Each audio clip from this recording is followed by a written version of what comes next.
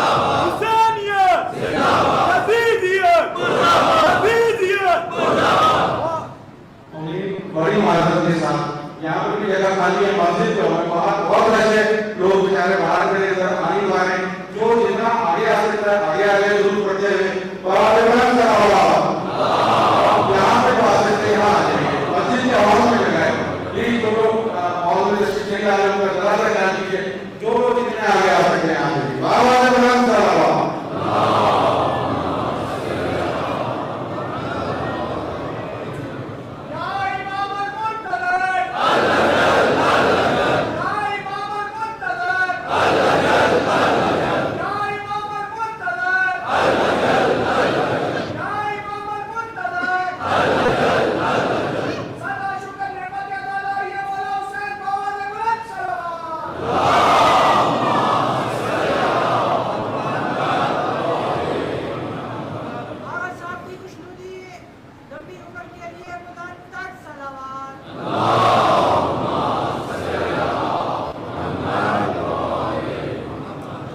سورہ فاتحہ 3 دفعہ سورہ توحید پڑھ کر تمام مومنین مومنات محرومین تمام علماء تمام شہداء اپنے محرومین میرے محرومین اور ہمارے دوست ہیں ان کے تایا لگتے ہیں کرامت علی ول محمد شفیع اور استاد سعید ست جعفر اور شہید قاسم سلیمانی کے روح کو پڑھ کر بسم اللہ الحمدللہ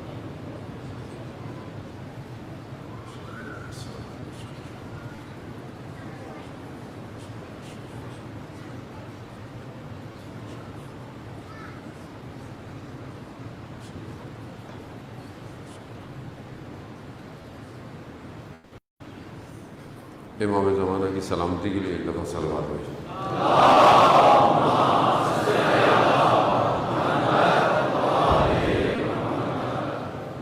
لا حول ولا قوة الا باللہ العلی العظیم حسبنا اللہ ونعم الوکیل نعم المولا ونعم النصیر اعوذ باللہ من الشیطان الرجیم بسم اللہ الرحمن الرحیم الحمدللہ الذی یؤمن الخائفین وینجی الصالحین ویضع المستكبرین ویہلک ملوکا ویستخلف آخرین والصلاة والسلام على رسول الثقلین محبوب رب المشرقین والمغربین جد الحسن والحسین نبینا سیدنا بالقاسم محمد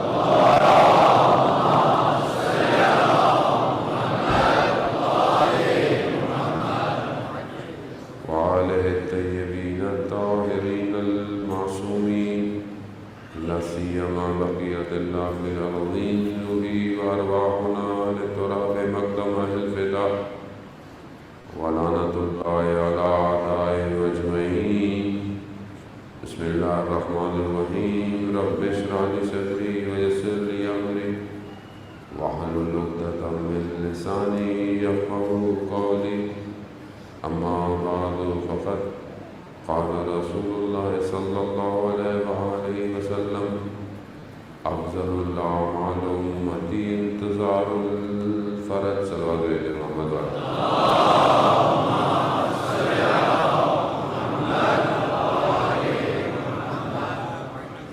حضرتان سید الشہداء پہلی سفر کی شب لگ چکی ہے لٹا ہوا کارواں شام پہنچ چکا ہے بہرحال ہم اتنے ایام سے اتنے دنوں سے مجالس کا سلسلہ جاری اور ساری ہے اور آئندہ بھی جاری رہے گا اور یہ مصیبت اور یہ مشکلات جو اہل بیت پر ہیں بہرحال اس کو بیان کرنا ہے اس کو جریہ کرنا ہے اور اس واقعے کو پوری دنیا کو بتانا ہے کہ کربلا کا واقعہ صرف 61 ہجری کا واقعہ نہیں تھا بلکہ قیامت تک کے لیے دنیا کو یہ پیغام پہنچانا ہے کہ سید الشہداء کیوں کربلا آئے، کیوں اپنی اہل حرم کو لے کر کربلا آئے تھے۔ انہوں نے اسیر ہونا تھا، انہوں نے زندان میں جانا تھا، مگر جو چیز باقی رہے گی وہ خدا کا دین باقی رہنا چاہیے۔ ہماری بھی زندگی میں یہی مقصد ہونا چاہیے کہ ہم جب مجلس و عزاداری میں آتے ہیں، سنتے ہیں، قائم کرتے ہیں، برپا کرتے ہیں، اصل ہدف خدا کا دین ہونا چاہیے کہ یہ خدا کا دین باقی رہے۔ ہم رہے نہ رہے اس سے کوئی فرق نہیں پڑتا۔ یہی امام کا پیغام ہے عزیزان محترم۔ اگر آج دین نہیں ہے تو پھر ہماری شاید محنتیں خدا کی بارگاہ میں ضائع نہ ہو جائے، اور پوری دنیا چل رہی ہے۔ کیونکہ دیکھیں ہر دور میں نے آپ کی خدمت میں بہرحال آج جو ہے وہ آخری مجلس ہے، خدا انشاءاللہ زندگی دے، توفیق دے کہ پھر آپ کے درمیان میں حاضر ہوں۔ حق تو یہ ہے کہ حق ادا نہ ہو سکا، اور جو آپ سننے آئے تھے شاید میں وہ آپ کو دے نہیں پایا اتنے دنوں تک، اور خدا کرے کہ ہم اس توفیق عطا ہو کہ واقعاً جو حق ہے اس کو ہم ادا کریں، اور جو بیان کرنا چاہیے اس کو بیان کریں۔ کیونکہ بعض اوقات ہم مشکلات کا شکار ہو جاتے ہیں اپنے اطراف میں، اپنی جان، اپنی مال، بہت ساری انسان کے اوپر مشکلات ہوتی ہیں، لیکن کربلا سکھاتی یہ ہے کہ چاہے تمہاری گردنیں کٹ جائیں، حق سے پیچھے نہیں ہٹو، ورنہ پھر کربلا پر رونے کا کوئی فائدہ نہیں۔ یہ پیغام ہے کربلا کا، واضح پیغام، ورنہ امام بھی ادھر چلے جاتے ادھر چلے جاتے، کہیں بھی جا سکتے تھے۔ امام کو کیا تھا، انہوں نے کہا مدینہ میں انہوں نے کہا کہ بات مان لیں، بیعت کر لیں، ختم ہو بات نہیں، ورنہ امام کے لیے کیا تھا، امام کہیں بھی جا سکتے تھے، امام نے کہا نہیں۔ مسئلہ صرف ایک بیعت کا نہیں تھا، مسئلہ بہت بڑا تھا عزیزان محترم۔ یہی بہرحال میں چند دنوں میں آپ کی خدمت میں جو بیان کیا کہ ہم اس پورے سینیریو کو سمجھیں، ہم اس بڑے کینوس میں دیکھیں دنیا میں ہو کیا رہا۔ یہ تبھی سمجھ میں آئے گا جب کربلا واضح ہوگی کہ کربلا کیا تھی۔ کربلا صرف یہ مارکہ نہیں ہے کہ امام جا رہے تھے کوفہ والوں کے پاس، امام کو روک دیا، امام کو شہید کر دیا، اور نہیں، کربلا یہ نہیں ہے عزیزان محترم۔ یہاں امام تک پہنچنے کے لیے انبیاء کی محنت ہے ساری، یعنی سارے انبیاء کا وارث ہے جو کربلا آیا ہے، سارے انبیاء کا وارث ہے۔ کیسے وارث ہے وہ میں اگر توفیق ہوئی تو بیان کروں۔ دوسری طرف کون آیا ہے، اس سسٹم کو سمجھے۔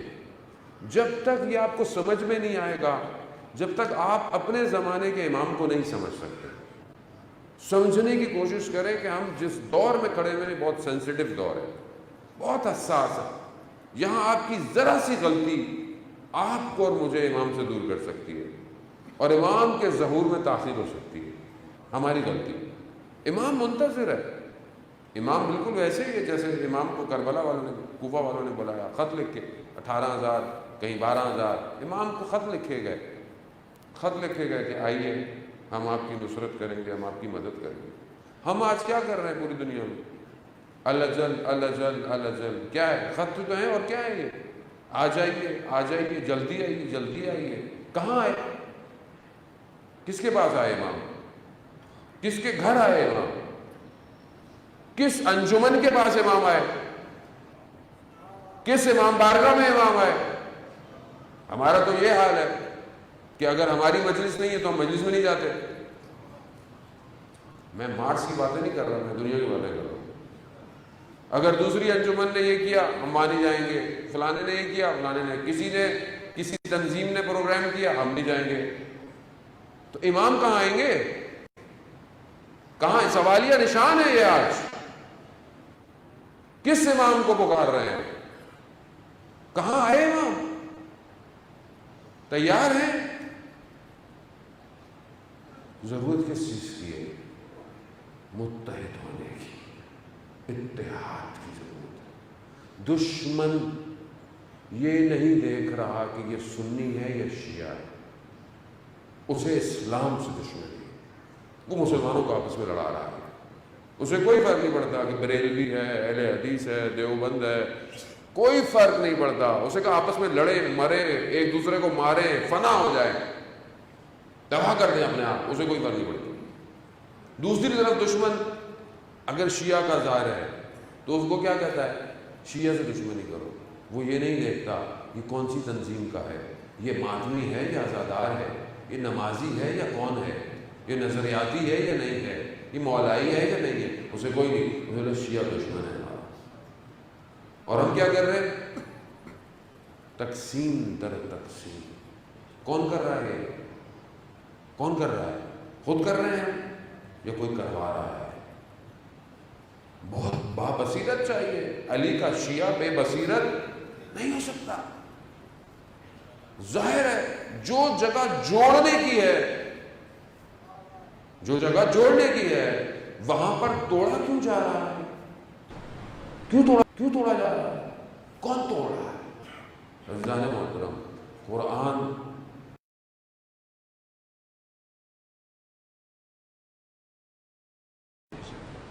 وہ سازشیں جو رسول کے زمانے میں ہوئی تھیں، جو ہوتی رہی۔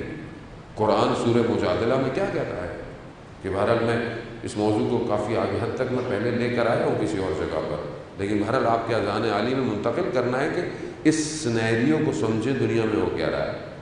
قرآن کہتا ہے کہ یہ آپس میں نجوہ کرتے ہیں۔ نجوہ کسے کہتے ہیں؟ سرگوشی کو۔ قرآن کہہ رہا ہے کہ یہ آپس میں سرگوشیاں کرتے ہیں، اور جب یہ آپ کے سامنے آتے ہیں تو آپ کی تعریفیں کرتے ہیں۔ یعنی کس کو؟ رسول سے کہا جا رہا ہے، رسول سے مخاطب ہے کہ یہ پیچھے سرگوشیاں کرتے ہیں اور آپ کے سامنے جب آتے ہیں نا تو آپ کی تعریفیں کرتے ہیں۔ اور خدا کہہ رہا ہے کہ یہ جو سرگوشیاں کرنے والے ہیں، یہ جو پلاننگیں کرنے والے ہیں، یہ جو سازشیں کرنے والے ہیں، یہ اگر 3 ہیں تو چوتھا میں ہوں، اگر یہ 5 ہیں تو خدا کہہ رہا ہے چھٹا میں ہوں۔ یعنی کیا؟ یعنی میں ان کی ساری سرگوشیوں سے واقف ہوں، ساری سرگوشیوں سے۔ اب یہ جتنی سرگوشیاں کرتے ہیں رسول کو بتا نہیں دیتے تھے، یا رسول اللہ کو حدیث کیا ایک بھائی آ گئی، یہ وہاں پر آپ کے لیے پلاننگ کر کے بیٹھے ہوئے ہیں، تاریخ نام نہیں لیتی لوگوں کا۔ کیوں؟ کیونکہ رسول نے کہا جانے دو، جانے دو۔ عزیزان محترم، کون لوگ تھے؟ یہ قرآن کی آیتیں کب نازل ہوئی ہیں؟ یہ تبھی نازل ہوئی ہے نا کہ جو ہیں آس پاس ہے، کوئی تو ہے، یہ پیچھے سرگوشیاں کرتے ہیں۔ ان کا ہدف کیا ہے؟ ان کا مقصد کیا ہے؟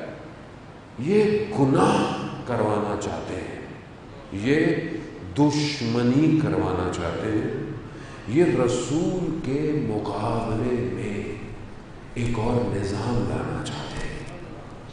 میں تحمل سے، میں زیادہ آپ کو مزاحم نہیں ہوں گا، ویسے آج بہت تاریخ دیر ہو گئی زیادہ محترم، بس میں چاہتا ہوں کہ بہرحال آپ کوئی نہ کوئی نتیجہ لے کے جو ہے وہ اٹھیں۔ یہ پلاننگ کر رہے ہیں، یہ چاہتے ہیں آپ کے مقابلے میں آئیں، فرد کو گناہ کروائیں، ایک شخص کو گناہ کروائیں، پھر دشمنی ایجاد کریں اور آپ رسول کے مقابلے میں معصیت کروائیں۔ یعنی کیا؟ یعنی جو رسول نے فرمایا ہے اس کے مقابلے میں آئیں، جو رسول نے کہا ہے اس کو توڑیں، جو حدود اللہ نے قائم کیے ہیں اپنے حدود قائم کریں۔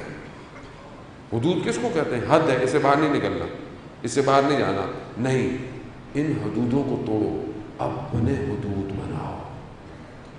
اس سرگوشیاں کر رہے ہیں، نجوہ۔ ان کا نجوہ کیا ہے؟ قرآن کہہ رہا ہے ان کا نجوہ شیطان کا نجوہ ہے، شیطان ہے جو ان سے سرگوشیاں کروا رہا ہے۔ معاملہ بہت سنگین ہے، ہم لوگ بہت لائٹ لیتے ہیں دنیا میں جو ہو رہا ہے۔ شیطان نجوہ کرواتا ہے ان سے، اور اے ایمان لانے والو آگاہ رہو، ان کا نجوہ تمہارے تک نہ پہنچ جائے گا۔ یہ ان کا نجوہ ہے جو تم تک پہنچا ہوا ہے۔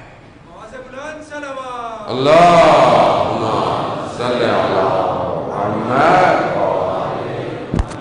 عزیزان محترم، قرآن ہے، بہرحال قرآن زمانے میں محیط نہیں ہے کسی، آخری زمانے تک قرآن ہے، یعنی یہ نجوہ آج بھی ہو رہا ہے، یہ سرگوشیاں کوئی ابھی بھی کر رہا ہے۔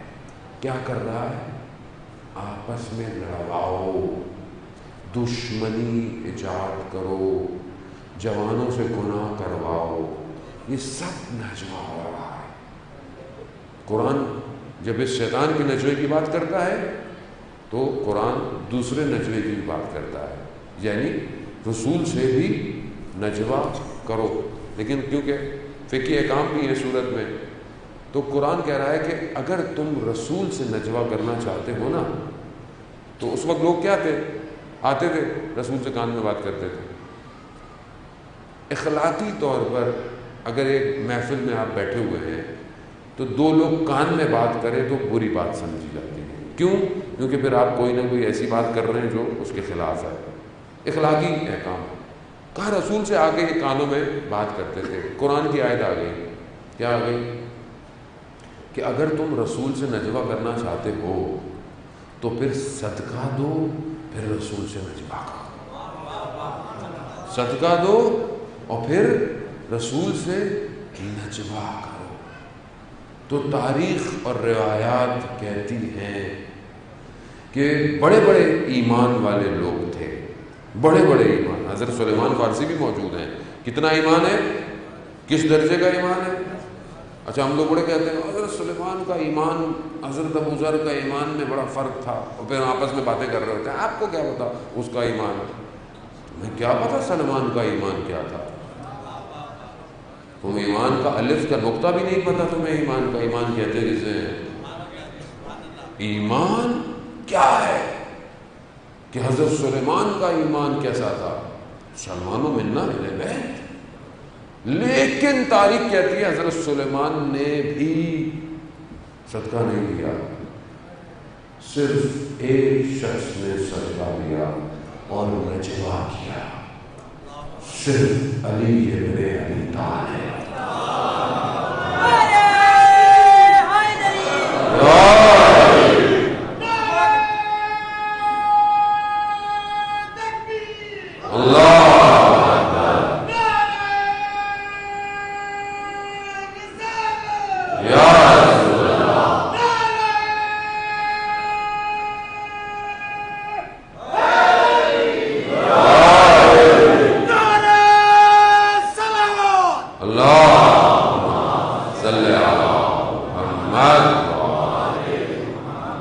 صرف ایک شخص نے نجوہ کیا، صدقہ دیا، نجوہ۔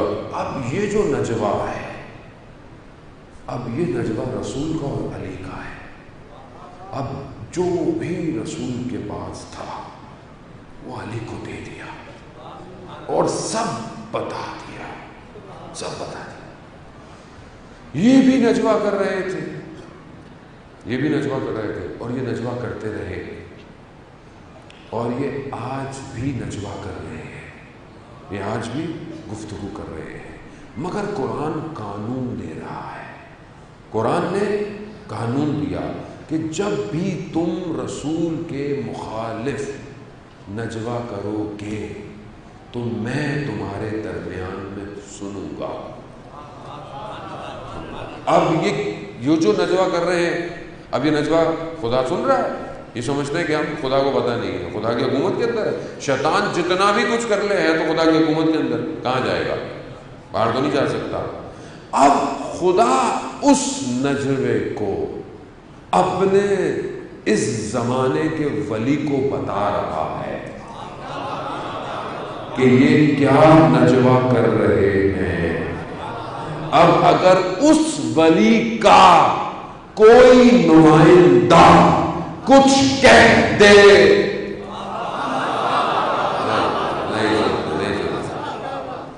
نہیں سمجھے، بڑی محنت میں بڑے جملے ہو گئے نے ادا کی۔ یعنی خدا کیا کہہ رہا ہے کہ یہ سازشیں کر رہے ہیں، یہ آج بھی سازشیں کر رہے ہیں. اچھا آج کون ہے؟ آج کتنی بڑی حکومت ہے ان کی؟ پوری دنیا کی ساری طاقتیں سب رائٹ لیفٹ سب جمع ہو گئے, نجوا کر رہے ہیں. ان کو دشمنی کس سے ہے؟ ان کو کس سے مسئلہ ہے؟ ان کو کس سے مسئلہ ہے؟ اسلام سے. یہ جو نجوا کر رہے ہیں اسلام کے خلاف, یہ رسول کے خلاف جنگ کر رہے ہیں, اور آپ کو پتہ ہی نہیں ہے توہین رسالت کہاں ہو رہی ہے. آپ کو پتہ نہیں ہے آج جو اسلامی ملک اس غاصب حکومت کو تسلیم کر رہے ہیں, یہ کس کی توہین کر رہے ہیں؟ کس کی توہین کر رہے ہیں؟ اسی توہین کو چھپانے کے لیے آپ روڈوں میں نکلے ہوئے ہیں.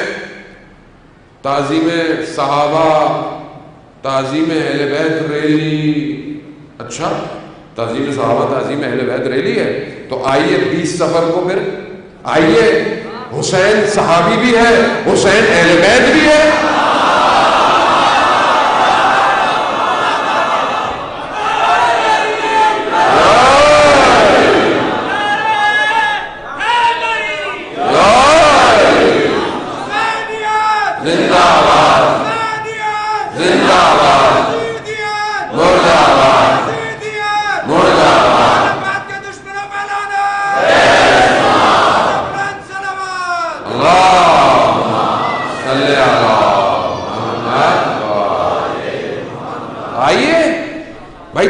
صحابہ اس سے بڑا صحابی ہے کوئی کہ جب جو پشت پیغمبر پر بیٹھ جائے تو وہی نازل ہو جائے کہ جب تک حسین نہ ہٹے سجدے سر نہیں ہٹانا.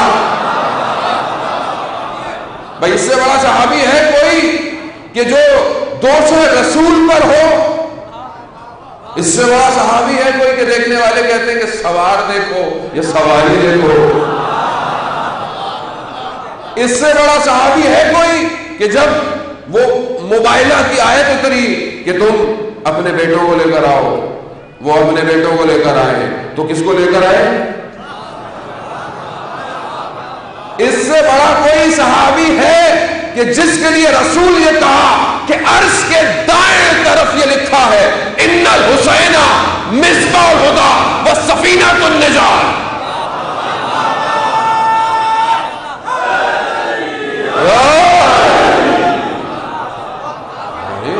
صحابی کی باتیں کرتے ہیں, ہمارے پاس ہے کیا رسول کے کہنے کے علاوہ؟ ہم کیوں حسین کو مانتے ہیں؟ کیوں رسول نے کہا حسین منی وانا من الحسین. ہے کوئی صحابی جس کے لیے رسول نے کہا ہو؟ تو اس سے بڑا تو صحابی کون نہیں ہے. تو آؤ ہم سب کو دعوت دیتے ہیں, دکھاؤ پوری دنیا کو 20 سفر کو, جہاں جہاں بھی جلوس مرکزی ہوتا ہے سب سنی شیعہ, سنی کے سارے فرقے جو رسول سے محبت کرتے ہیں, جو صحابی سے محبت کرتے ہیں, جو اہل بیت سے محبت کرتے ہیں, نکلو اپنے گھروں سے, بتاؤ دنیا کو, کافروں کو کہ حسین اکیلا ہمیں چھوڑ سکتا ہے.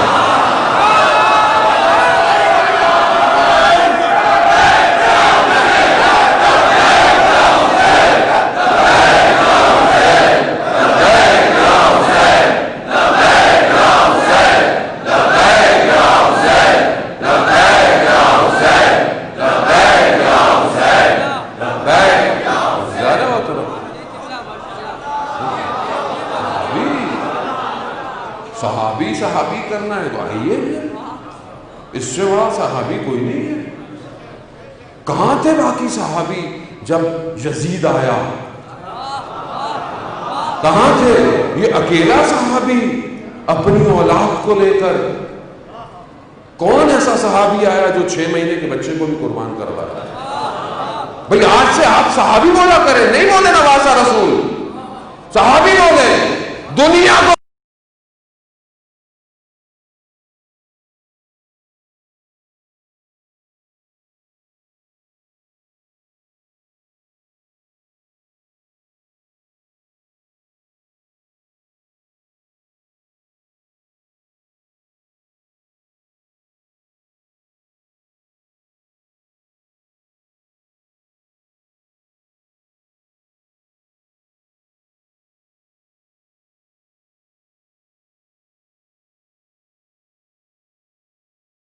سارے سنی شیعہ بھائیوں، جذبات لوگوں اپنے دیکھیں، دشمن کی سازش کو پہچانیں. یہ اس ایک غاصب حکومت کو چھپانے کے لیے فرقہ واریت کی جنگ لڑائی جا رہی ہے. یہ کہیں اور کا پیسہ ہے. یہ حکومت کی ذمہ داری ہے. عزیزان محترم، حکومت کیوں اجازت دے رہی ہے اپنے ملک کو استعمال؟ کب تک ہم استعمال ہوں گے؟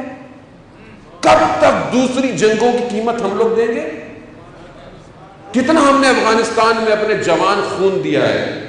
یہ فوجی ماؤں نے اس لیے بنائے تھے کہ آپ دوسروں کی جنگوں میں ان جوانوں کو قربان کریں. کب تک؟ یہ ماؤں نے تو جوان دیے تھے کہ ملک کی سرحدیں بچائیں. کب تک یہ مائیں ایسے بیٹھی رہیں گی؟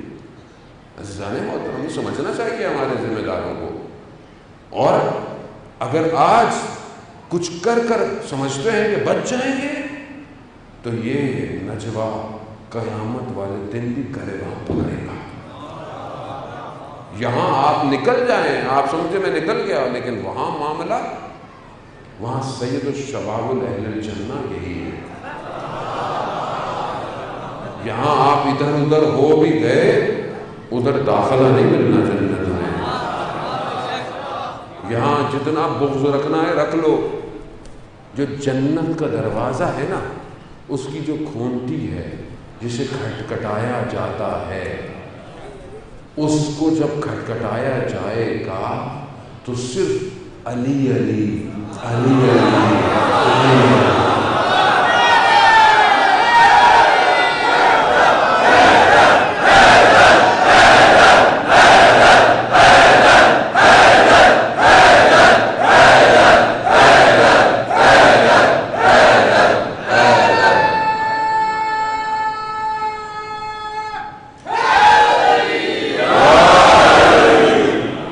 جانے محترم کہاں بھاگیں گے؟ اب یہ جو ہوا بھی ہے یہ خدا کا لطف ہے تاکہ دنیا کو پتہ چل جائے حق کہاں ہے. حق کہاں ہے؟ حق کب تک چھپائیں گے آپ؟ کب تک چھپاتے رہیں گے؟ وہ حق کے بدلے سولی چڑھا دیا، لوگوں نے میرا مرتبہ کتنا بڑھا دیا. تو حق تو ایسے ہی ہے. حق کو کہاں چھپائیں گے آپ؟ حق یہی ہے جانے محترم. اور یہی اسی حق کا آخری نمائندہ غیبت کے پردے میں اور کوئی نہیں ہے. سب میں نے آپ کو پہلے بھی عرض کیا، سارے مذہب اور فرقوں کا یہ عقیدہ ہے کہ آخری امام غیبت کے پردے میں. کچھ یہاں پیدا ہوگا، کچھ یہاں ہو چکا ہے ایک ہی. اس ایک کے مقابلے میں آنے کے لیے یہ سارا نجوا ہو رہا ہے. یہ سارا نجوا یہ کیوں یہاں پہ آ رہا ہے؟ اس کو کیا ہے؟ یہ غاصب حکومتیں کیوں آپ کے آس پاس آ رہی ہیں؟ کیوں؟ کیونکہ انہیں پتا ہے یہ آخری مکہ سے آئے گا. یہ مکہ سے آئے گا. تو اب یہ کیا سوچ رہے ہیں؟ یہ سوچ رہے ہیں کہ یہ بھی ہمارے قبضے میں آ جائے، یہ بھی ہمارے قبضے میں آ جائے، مدینہ بھی ہمارے پاس ہو، مکہ بھی جب ہمارے پاس ہوگا تو کہاں امام آئے گا؟ ہم کہاں آنے دیں گے؟ مگر یہ سب جانتے ہیں، انہوں نے ساری روایتیں پڑھی ہوئی ہیں، سب پڑھا ہوا ہے، لیکن عبرت نہیں لے رہے تاریخ سے کہ اس وقت بھی یزید لعین نے پورے گورنروں کو سب کو خریدا ہوا تھا. پوری اس وقت تو ایک ہی مسلمان حکومت تھی نا، اتنے سارے مسلمان تھوڑی تھے، پتہ نہیں کتنے ملک ہیں ہم لوگ. ابھی ایک ہی حکومت تھی مسلمانوں کی، سب کو خریدا ہوا تھا. روکا ہزاروں کے لشکر سے، روکا اللہ کے نمائندے کو، مگر اس نے کربلا میں آ کے یہ بتا دیا کہ تم سمجھتے ہو کہ تم ہمیں بلا رہے ہو کربلا، ہم نے تمہیں کربلا بلایا. ہم نے یہ سوچ رہے ہیں کہ ہم قبضے میں لیں گے، وہ خود بلا رہا ہے آؤ آؤ، میرے ظہور کا وقت تم خود قریب کر رہے ہو، آؤ جتنے جمع ہو سکتے ہو آؤ آؤ. تم کیا سمجھتے ہو تم تعداد سے لڑو گے؟ اگر تعداد زیادہ ہوتی، اللہم صلی علی محمد، تم تعداد سے لڑو گے. تعداد زیادہ ہوتی تو پھر کربلا میں دشمن جیتتا. یہاں کوانٹٹی نہیں چاہیے, یہاں کوالٹی چاہیے. یہاں 313 کافی ہے. یہاں 313 کی تیاری ہے. ظاہر ان کو خطرہ یہی ہے. کیوں ایک قاسم سلیمانی سے خطرہ تھا ہے؟ کیوں کہ ٹائم میگزین کہتا ہے مین آف شیڈو, سایہ والا شخص ہے. کیوں پتہ ہی نہیں ہوتا کہاں ہے, کبھی کہاں ہے, کبھی کہاں ہے, کبھی کہاں ہے. واحد جرنل ہے دنیا کا جس کے لیے دنیا کی حکومتیں سر جوڑ کے بیٹھتی تھی. کسی اور دنیا کا جرنل ہے جس کے لیے دنیا کی حکومتیں بیٹھتی ہوں؟ یہ سوالیہ نشان ہے. ہم بھی مسلمان ہیں, ہمارے مسلمان عقائد ہیں. ہمارے لیے بھی امام ہی آخری امام ہے, ایک ہی امام ہے. ہم لوگ کیا کر رہے ہیں؟ سوالیہ نشان ہے. یہاں پہ تو آپ جو بھی کر لیں, جتنا کر لیں, ادھر بہت پکڑ ہے. وہاں بولے کہ ہم نے بھی اسلامی حکومت دی تھی تمہیں, ہم نے بھی تمہیں یہ سارے عہدے دیے تھے, تم نے کیا کیا ہماری آخری کے لیے؟ کیا صرف ایک ہی گروہ ہے جو آخری کے لیے کام کرے گا؟ اور اس کے مقابلے میں جو آئے گا, یہ یاد رکھیے گا, ہر کے با ولایت افتاد در افتاد. جو ولایت کے مقابلے میں آئے گا وہ گر جائے گا. یہ جو آپ سمجھ رہے ہیں نا کہ نجوہ, یہ نجوہ کیوں ہے؟ یہ جمع ہو رہے ہیں, سب جمع ہو رہے ہیں. یہی جمع ہوئے سارے. انہوں نے جمع کیا پوری دنیا کے غنڈوں بدماشوں کو داعش کے اندر, IS کے اندر. کیا کیا؟ ایک ہی کافی تھا, ایک ہی کافی تھا. اتنا مارا کہ صاف کر دیا. اور جب وہ زندہ تھا تو ان کے لیے خطرہ تھا, اور یہ سمجھے کہ ہم اس کو مار دیں گے تو یہ ختم ہو جائے گا. تو اس کی بیٹی کہتی ہے کہ شہید قاسم سلیمانی زندہ قاسم سلیمانی سے زیادہ خطرناک ہو گیا. کیوں خطرناک؟ قوم کی حیات ہے, وہ قوم کی حیات ہے. یہ قوم بس خدا کا ہے, یہ قوم بس خدا کا ہے. عزیزان محترم, کیوں؟ کیونکہ جب انسان زندہ ہوتا ہے تو بدن میں روح ہوتی ہے, اور جب شہید ہو جاتا ہے تو یہ روح عالم پہ محیط ہو جاتی ہے. کس کو مارو گے؟ تو ایک کو مارو گے. یہاں لائن لگی ہوئی ہے. یہی نجوہ کر رہے ہیں. یہ پوری دنیا کا میڈیا کہ جو چند کمپنیوں کے ہاتھ میں ہے, اور یہ ساری سازشیں, ٹی وی چینلز, خبروں کے چینل, انٹرٹینمنٹ, یہ سوشل میڈیا, یہ فیس بک, انسٹاگرام, یوٹیوب, سب ان کا نجوہ ہے, ان کا نجوہ ہے. یہ نجوہ کر رہے ہیں, اور ہمیں بہت ویجیلنٹ رہنا ہے. مومنین اس نجوے کا شکار نہ ہو, اس پروپیگنڈے کا شکار نہ ہو. یہ آپ کو بھڑکائے گا. اس لیے آج ہمارے بہت سارے کچھ دوست احباب, نادانی کہوں گا میں تو, کہ دوسرے ملکوں میں بیٹھے ہوئے جو ہے وہ لان کر رہے ہیں. یہ نہیں پتا کہ اس ملک میں کوئی مومن مارا جائے قصوروار کون ہے. آپ کا نجوہ وہ کر رہا ہے, یہ اس کا پلیٹ فارم ہے. آپ نے اگر اس کو الہی استعمال نہیں کیا, آپ ضائع ہو جائے گا. دشمن نجوہ کر رہا ہے. دشمن کو آپ کو سمجھنے کی ضرورت ہے. آج ہتھیار کیا ہے؟ سوشل میڈیا ہتھیار ہے آج. اگر آپ نے استعمال نہیں کیا تو آپ وکٹم ہو جائیں گے. اور وہ نجوہ کر رہا ہے, سازشیں کر رہا ہے. سارا سب کچھ اسی کا ڈیزائن ہے. یہی تو ہے نا. اب فتنہ کیسے ہوتا ہے؟ میں نے کچھ کہہ دیا, کٹ کر کے اس کی ایک ویڈیو بنا دی, ویڈیو بنا کے پھیلا دی. اب آپ اور میں اس کا شکار ہو جاتے ہیں. اگر یہ نہ ہوتا تو میں نے اگر کوئی غلطی بھی کی تھی تو یہ ختم ہو جاتی بات. لیکن ہم لوگ اس چیزوں کو پھیلا کر اس نجوے میں شریک ہو رہے ہیں. بہت ضروری ہے عزیزان محترم, بہت, یعنی آخری زمانہ ہے یہ اس ٹائم, اور بہت سخت ہے یہ زمانہ. اور اس میں چھنی چل رہی ہے کہ جو ثابت رہے گا وہی امام کے ساتھ ہوگا, ورنہ لوگ گرتے جا رہے ہیں, گرتے جا رہے ہیں, گرتے.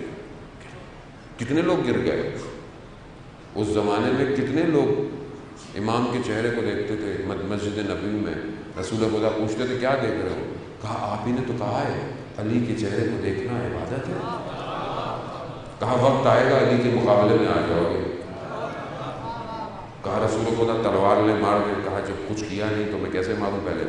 لیکن یہی ہوا, علی کے مقابلے میں آئے کہ نہیں آئے. تو عزیزان محترم, چھاننی بہت خطرناک ہے.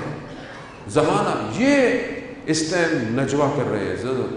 آپ ان کی سازشوں کو سمجھیں, سب سمجھیں. یہ پوری پلاننگ کر رہے ہیں ایک لڑکے کو, جوان کو تباہ کرنے کے لیے, ایک گھر کو گناہ کروانے کے لیے, اور ایک کمیونٹی کو, ایک ملک کو, ایک قوم امت کو برباد کرنے کا یہ نجوہ. اور یہ پلاننگیں کرتے ہیں پیچھے بیٹھ کے.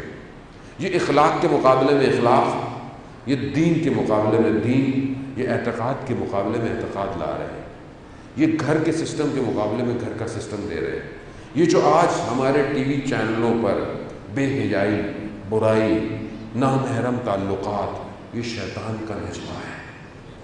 یاد رکھیے, یہ لا رہا ہے اسلامی گھر کے مقابلے میں شیطانی گھر.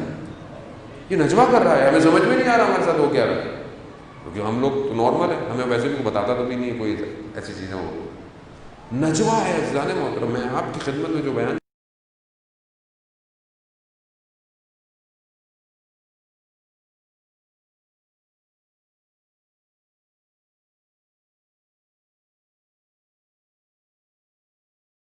قرآن میں کہتا ہے کہ تم اپنے پلاننگ کر لو اور ہم بھی اپنی پلاننگ کریں گے. اور یہی وجہ ہے کہ آج اگر ان کو خوف ہے تو صرف ان شخصیتوں سے کہ جو ان کی ساری باتوں کو دنیا کو بتا دے دیں.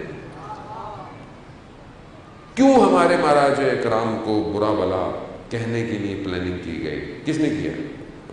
کتنا پلان کیا انہوں نے؟ کتنے سالوں میں اس کام کو کیا؟ یہ انقلاب کے بعد اس نتیجے میں پہنچے.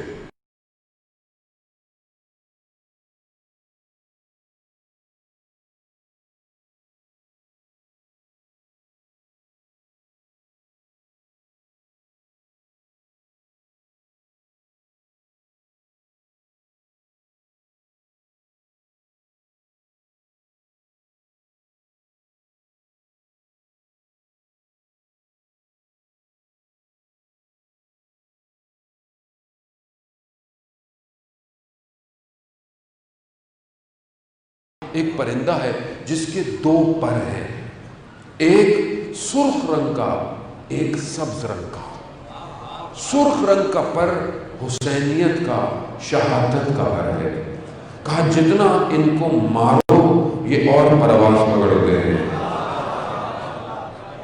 کہا دوسرا پر سبز رنگ کا, یعنی امید کا, انتظار کا, یہ کسی کا ایک کا انتظار کر رہے ہیں. کہا اب یہ دو پر ایسے ہیں کہ جو ان کو روک نہیں سکتا, یہ اتنی تیزی سے پرواز کر رہے ہیں. کہا کہ اگر ان کو روکنا ہے تو ان کے دو پروں کو خراب کرنا پڑے گا. کیسے؟ کہا ان کی حسینیت کو, ان کی عزاداری کو خراب کرو, یہ ان کی رفتار کو روکے گا. کہا ان کی امید, جو فلسفہ انتظار ہے, اس کے معنی تبدیل کرو. یعنی کیا؟ یعنی ہم نے کچھ نہیں کرنا, امام خود آئیں گے. ہمیں کچھ نہیں کرنا, امام آئیں گے. فلسفہ انتظار تبدیل کرو. انہوں نے محنت کی, کئی سال لگائے. کیا کیا؟ آج اس کا نتیجہ ہمارے سامنے. ان کی عزاداری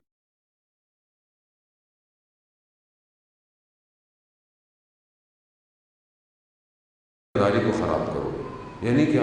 عزاداری کو ختم نہیں کرو, خراب کرو. کیسے خراب کرو؟ یہ امام حسین کے نام پہ جمع ہوتے ہیں, یہ امام علی سے محبت کرتے ہیں, انہی ناموں کی وجہ سے انہیں ٹکڑوں میں بانٹو. مشکل بات ہے, مجھے پتا ہے, اس کو ہضم کرنا اتنا آسان نہیں ہے, لیکن یہ حقیقت ہے.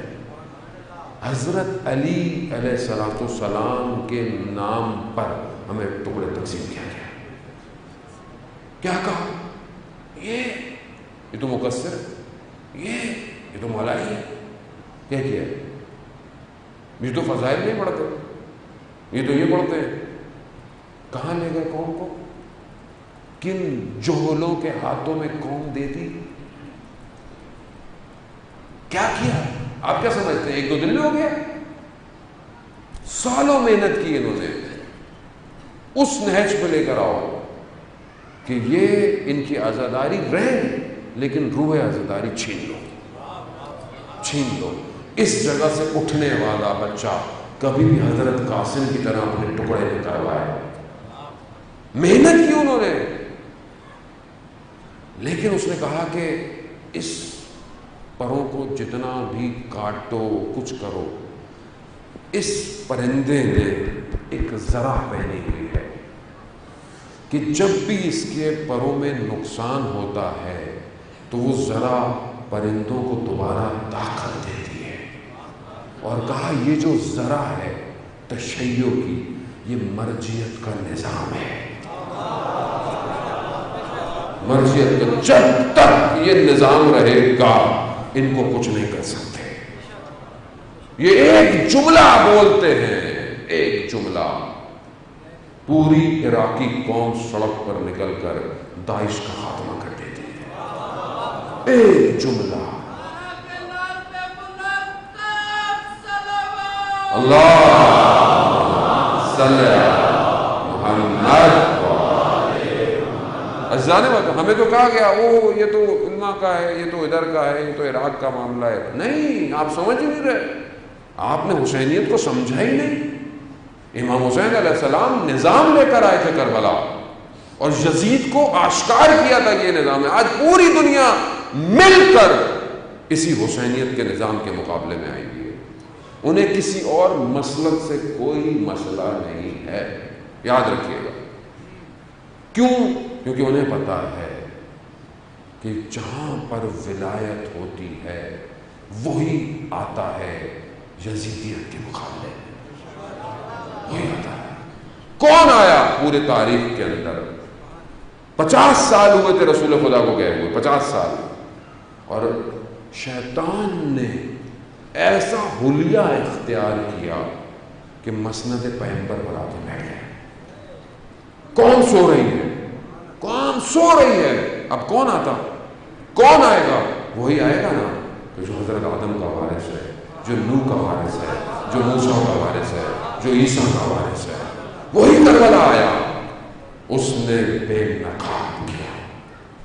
آج کون آئے گا اس پورے نظام کے مقابلے میں جو دنیا اکٹھی ہو رہی ہے؟ کون آئے گا؟ مجھے آپ بتائیں. اللہ کا ولی آئے گا؟ یوسف زہرا آئے گا؟ حسین کا فرزند آئے گا؟ دعائے ندوہ میں کیا پڑھتے ہیں؟ اینا بدم مقتول کربلا. کہاں ہے جو کربلا کا بدلہ لے گا؟ کہاں ہے وہ جو طہا کا بیٹا، یاسین کا بیٹا؟ کہاں ہے وہ جو نبا عظیم کا بیٹا؟ کہاں ہے وہ جو فتنوں کو اکھاڑ پھینکے گا؟ کہاں ہے وہ جو مومنین کو عزت اور دشمنوں کو ذلت دے گا؟ کہاں ہے وہ جو زمین اور آسمان کے متصل ہونے کا سبب ہے؟ کہاں ہے؟ کہاں ہے؟ دعائے ندوہ کیوں پڑھتے ہیں لوگ؟ تو وہ کون ہے؟ وہ کہاں آئے گا؟ کس کے پاس آئے گا؟ کون اس کے لیے تیار ہے اور کون اس کے مقابلے میں سازش کر رہا ہے؟ یہ پورے اسلام کو دعوت ہے. جناب محترم، امام زمانہ کسی فرقے کے تھوڑی ہیں. مسیح کرسچن تیار ہیں. کرسچنوں کو پتا ہے کہ حضرت عیسیٰ نے آنا ہے، اور جب حضرت عیسیٰ آئیں گے تو یہ سارے کرسچن حضرت عیسیٰ کو ماننے شروع کر دیں گے اور حضرت عیسیٰ اپنے آپ کو امام کے ہاتھ میں بیعت کر لیں گے. یہ سارے مسیح امام کے پیچھے کھڑے ہوں گے. آپ سمجھ نہیں رہے کہانی کتنی بڑی ہے. آپ سمجھتے ہیں مسجد کا مسئلہ ہے، تقلید کا مسئلہ ہے، خمس کا مسئلہ ہے. آپ کو سمجھ ہی نہیں آیا آج تک. مسئلہ انسانیت کی بقا کا ہے، ظلم کے مقابلے میں کھڑے ہونے کا مسئلہ ہے. اگر دم ہے، اگر اپنے اندر جان رکھتے ہو تو آؤ مقابلے میں آؤ. یہ امام حسین نے مکہ چھوڑتے وقت پہلی شرط یہی لگائی تھی کہ اگر اپنے خون کا بذل دے سکتے ہو، اپنے خون کی قربانی دے سکتے ہو، پہلی شرط ہے امام حسین کی مکہ چھوڑتے ہو، آؤ میرے ساتھ آؤ. دے سکتے ہو، یہاں جان جائے گی، یہاں گردن کاٹی جائے گی. وہ شہید جو 28 سال کا محسن حجاجی، جو ایک ٹاؤن کا رہنے والا، جب اسے کوئی کام دیا جاتا تھا امام بارگاہ میں مجلسوں میں تو کہتا تھا مجھے سب سے مشکل کام دو. کہا کیا؟ سب سے مشکل کام نیاز کو تقسیم کرنا ہوتا تھا. وہ سارا مشکل کام کرتا تھا. اور جب اسے کہتے تھے کہ بڑی مہربانی، بڑی شکریہ، تو کہتا تھا کہ اس میں شکریہ کی کوئی بات نہیں. اگر امام حسین کے لیے کوئی کام کرنا ہے تو اپنی گردن دینی ہے. اور اس نے گردن دی. اس ماڈرن دور میں اس 28 سالہ جوان نے بی بی زینب سلام اللہ علیہ کے روزے کو بچاتے ہوئے اپنی گردن کٹوائی اور کہا اپنے بیٹے کو کہ بیٹا بڑا پرآشوق دور ہے، اگر کچھ کرنا تو اپنے آپ کو اس قابل بنانا کہ خدا تمہارا خریدار بن جائے. کیوں؟ کیونکہ وہ جوان جانتا ہے کہ میں جس امام کے لیے کام کر رہا ہوں وہ مجھے دیکھ رہا ہے. دیکھ رہا ہے. جوان آپ امام دیکھ رہے ہیں، عزیزان امام کی طرف متوجہ ہوں. اس کو پہچانے، عالمی سازشوں کو پہچانے، غفلت میں نہ رہے، دھوکے میں نہ آئے، متحد ہوں، سنی شیعہ اتحاد قائم کریں، مومنین اتحاد قائم کریں. پتہ نہیں کیوں ہم آپس میں اختلاف کرتے ہیں، مجھے تو سمجھ میں نہیں آتا. مشترک ولایت علی ابن ابی طالب ہے، ہو سکتا ہے کسی کو زیادہ سمجھ میں آتی ہو، کسی کو کم سمجھ میں آتی ہو، اس سے کیا فرق پڑتا ہے بھائی؟ اگر آپ کو زیادہ آتی ہے تو تھوڑے والے کو قبول کر لو. اگر آپ زیادہ ماتم کرتے ہو تو تھوڑے والے کو بھی قبول کر لو. بھائی مولا نے قبول کرنا ہے، آپ نے تھوڑی قبول کرنا ہے. اور جو نمازیں پڑھتا ہے وہ بھی اپنا ہلکا ہاتھ رکھا کرے. اگر وہ نمازیں پڑھتا ہے کسی پہ احسان تو نہیں کر رہا. جب خدا توفیق دے رہا ہے تو دوسرے کے لیے بھی دعا کریں، اس کو بھی توفیق و نماز پڑھنے کی. اس میں کیا مسئلہ ہے؟ آپس میں جڑے عزیزان محترم. بہت ہو گیا، بہت مومنین کے درمیان میں بھی اختلاف ڈل گیا. جو بھی اختلافی بات کرے یاد رکھے، ہو سکتا ہے آپ کو اچھا نہیں لگتے ہوں مراجع، ہو سکتا ہے آپ کو بہت برے لگتے ہوں، کسی نے آپ کے کان بھرے ہوئے ہوں، سازشیں کی ہوں، لیکن یاد رکھیں جو بھی آج مراجع اکرام کے خلاف بات کرے سمجھ لیں وہ دشمن کے پیرول پر ہے. سمجھ لیں. کیوں؟ کیونکہ وہ جانتا ہی نہیں کہ دنیا میں ہو کیا رہا ہے. وہ بیچارہ نادانستی میں کر رہا ہے، اس کو پتہ نہیں ہے کیا، اور وہ سمجھ رہا ہے میرے گاؤں میں ہی بس شیعت ہے اور کہیں نہیں شیعت. وہ سمجھتا ہے بس میرے شہر میں ہوتی ہے حسینیت، پوری دنیا میں تو کچھ ہوتا ہی نہیں ہے. عزیزان محترم، وقت کا امام دنیا کا، کائنات کا امام ہے، اور پوری کائنات کو جو ہے وہ روٹیٹ کر رہا ہے. سر عالم میں میرا 8واں امام کہتا ہے پورے عالم کا جو نور ہوتا ہے وہ امام ہوتا ہے. پورے عالم کا نور، اور ہر عالم میں امام ہر وقت حاضر ہوتا ہے. جیسے ہمیں فیض مل رہا ہے نا امام سے، چاہے کوئی مانے یا نہ مانے، اسی طرح ملائکہ بھی امام سے فیض لے رہے ہیں. امام ہر عالم میں ہے. امام کو سمجھے. امام حسین علیہ السلام نے یہی تو بتایا کہ جب امام آ جاتا ہے تو پھر سب قربان ہو جاتا ہے. روحی لکل فدا. اللہم صلی علی محمد. امام کو سمجھے جوانوں. آپ کی طرف امام کی نگاہیں ہیں. امام آپ کو دیکھ رہے ہیں. امام آپ کی تنہائی کو دیکھ رہے ہیں. ہم کتنا امام سے گفتگو کرتے ہیں. ایک آیت اللہ بروجردی جو کہ بہت بڑے مراجع تھے اپنے زمانے کے، ان کے زمانے میں ایک اور شخص بھی تھا، عالم تھا. آیت اللہ بروجردی اس کے گھر مجلس سننے جاتے تھے، اس کی مجلس سنتے تھے. بیان کرتے ہیں کہ آیت اللہ بروجردی نے انہیں کہا جب لوگ کم ہو گئے، کہا کہ میں اتنا عالم کا مرجع ہوں، لوگ میری تقلید کرتے ہیں، لوگ مجھے مانتے ہیں، لیکن جو تاثیر آپ کی زبان میں ہے وہ میری زبان میں ویسی تاثیر نہیں. میں بھی پڑھتا ہوں لیکن جو آپ پڑھتے ہیں وہ کوئی اور نہیں پڑھتا. کہا ماجرا کیا ہے؟ تو وہ کہتے ہیں کہ میں جب نجف میں تھا تو سامرا زیارت پہ گیا. سامرا زیارت پہ گیا، 10ویں امام کی اور 11ویں امام کی. جب میں زیارت پہ گیا تو آپ جانتے ہیں وہاں سب اہل سنت رہتے تھے. اب خالی ہو گیا ظاہر ہے، پہلے اہل سنت ہی رہتے تھے سارے، اور خدام بھی اہل سنت تھے. حرم کی. تو کہا میں نے اس کو خدام کو تھوڑے سے ہدیہ دیا, کہا کہ رات کو جب دروازہ بند کرو تو مجھے اندر رہنے دینا, صبح کھول لینا. اس نے ایسے کیا, بند کر دیا. رات ہو گئی, رات میں عبادت کرتا رہا. وہ کہتا ہے کہ عربوں کے کچھ قانون ہیں, عربوں کے کچھ قانون ہیں. ایک تو یہ کہ اگر کوئی ان کے گھر آ جائے اور گھر آ کر وہ کچھ بھی مانگے تو عرب اس کو خالی ہاتھ جانے نہیں دیتا.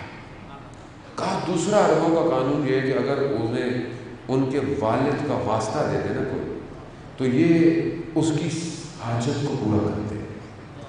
کہا رات جب ہوئی نا تو میں زری کے سامنے بیٹھ گیا, اور یہ وہ واحد زری ہے, حرم ہے, کہ جو گھر ہے امام زمانہ کا.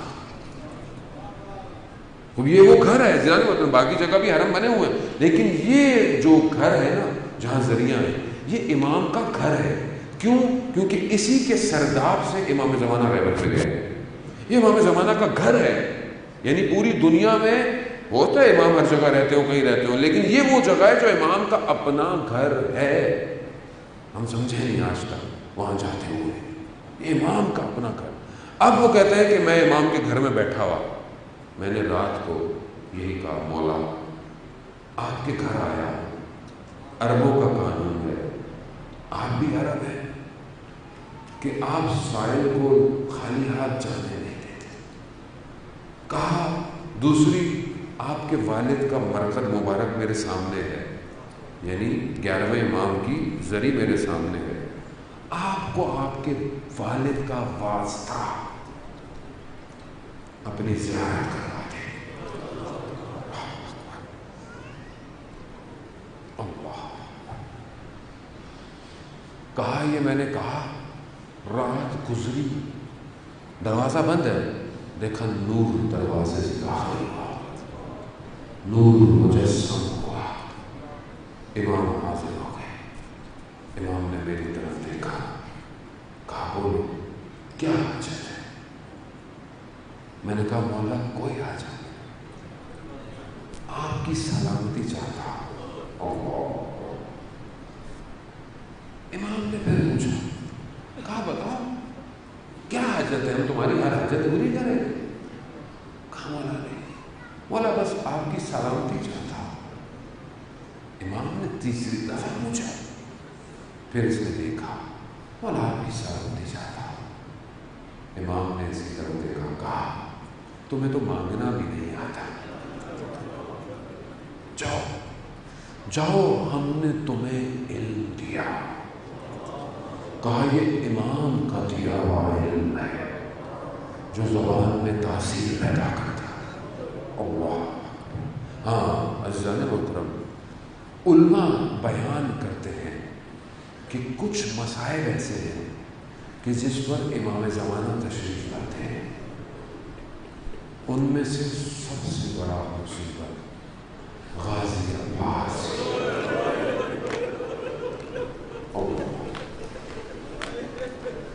میں بڑا گریا کہ آپ اتنے دنوں سے گریا کرتے آ رہے ہیں, تھک بھی گئے. میں معذرت بھی چاہتا ہوں, آپ بڑی دیر سے آئے ہوں گے, بوڑھے بزرگ, میری مائیں بہنیں بیٹیاں بچوں کو لے کر. ظاہر ہے آپ لوگ کافی دیر سے آئے ہوں گے, مجلس بھی تھوڑی سی دیر سے ہوئی. میں آپ سے معذرت چاہتا ہوں, شرمندہ ہوں, لیکن کیا کریں, تھوڑی دیر آپ کو تکلیف برداشت کرنی پڑی. لیکن میرا سلام ہو اس بچی پر جس کی تکلیفیں عاشورہ کے دن شروع ہوئی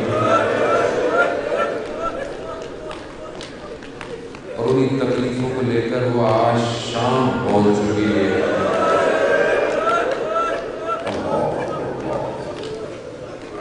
تھوڑی دیر ہماری تکلیف, تھوڑی دیر کے وہ ان کے گھر چلے جائے, مگر وہ تو امام جانتا ہے نا کہ کتنے گھنٹے یہ بازار میں کھڑے رہے. ہاں کیا غم تھا بہنوں کو, بہنوں کو بڑا مان تھا. کس پر؟ عباس. کیوں؟ کیونکہ جس کا عباس جیسا بھائی ہو, انہوں نے تصور بھی نہیں کیا تھا کہ بازاروں میں جانا پڑے گا. یہ بہنیں دیکھتی ہوں گی نا نیزے پر عباس کا سر، تو یقیناً سر جھکا ہوا ہوگا۔ عزاداران محترم، عباس باب العوائج، عباس باوفا، عباس اطاعت گزار۔ وقت نہیں میرے پاس، وقت بہت تیزی سے آگے نکل گیا، وقت نہیں کہ میں اس زیارت کے جملوں کی تشریح کروں جو میرے چھٹے امام نے حضرت عباس کی زیارت تعلیم دی۔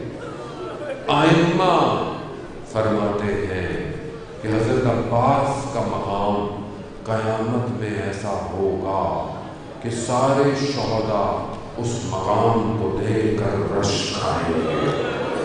کیا کیا عباس نے؟ کہاں پہنچ گئے حضرت عباس؟ عزیزان محترم، آیت اللہ قاضی بیان کرتے ہیں کہ جو کربلا جایا کرے پہلے حضرت عباس کے زری کی زیارت کرے اور پھر اجازت لے اور پھر حسین کی زیارت کرے۔ کیوں؟ کیونکہ سردار ہے، علمدار ہے، اس سے بغیر کوئی جا ہی نہیں سکتا۔ یہی تو وجہ تھی کہ جب یہ لٹا ہوا کارواں مدینہ پہنچا نا، اور جب بشیر نے کہا کہ حسین کربلا میں مارے گئے، تو وہ ایک ماں آئی، اس نے پوچھا یہ بتاؤ کہ جب حسین مارے گئے تو عباس کہاں تھا؟ عباس کے ہوتے ہوئے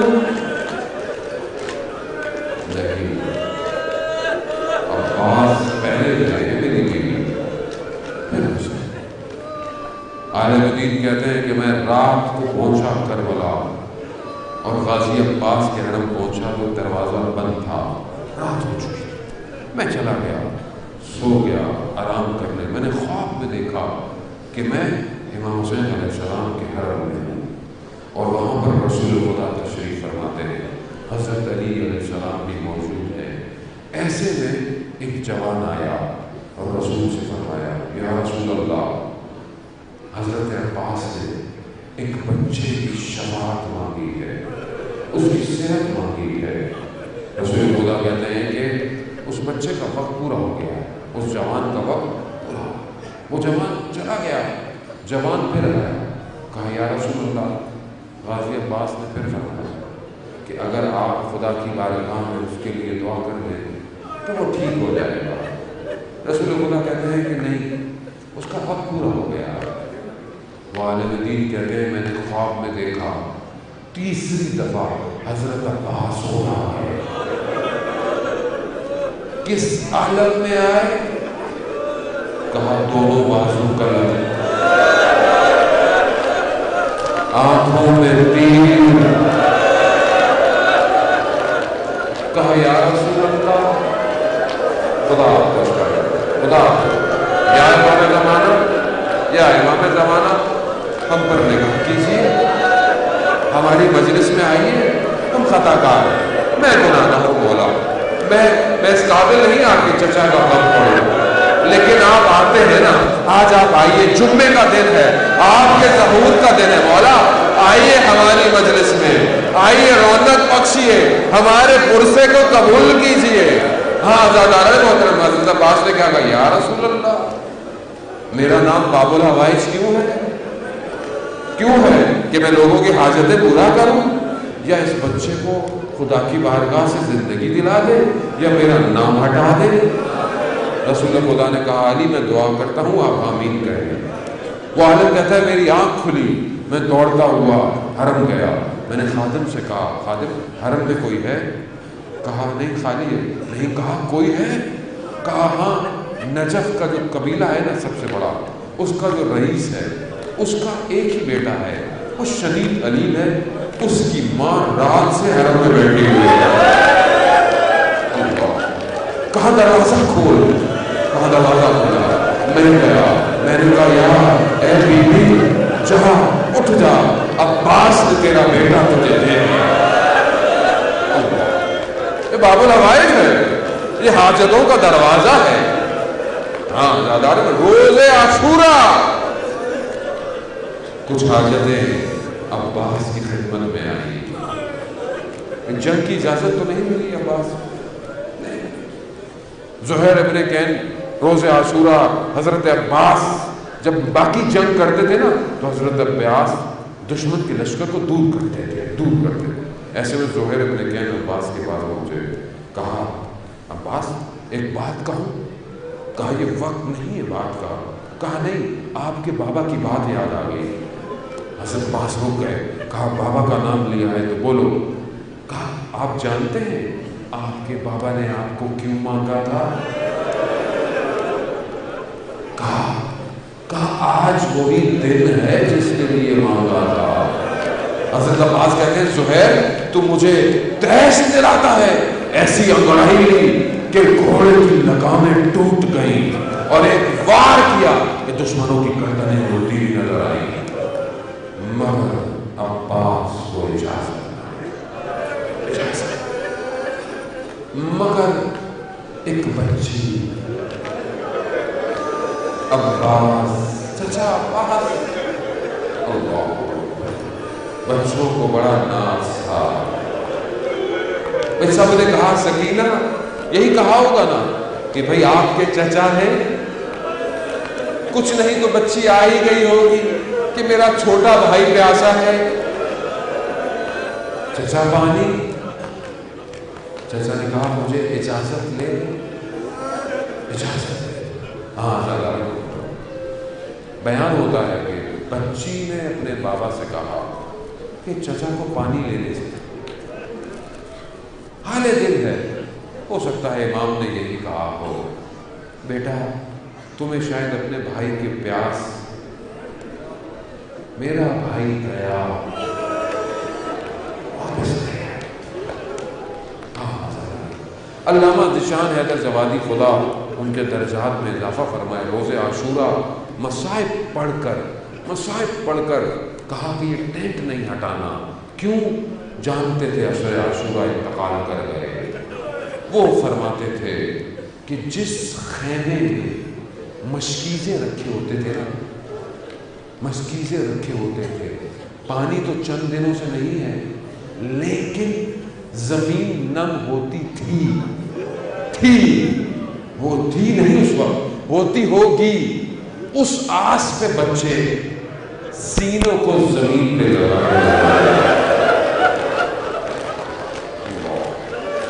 پھٹ گیا سینہ عباس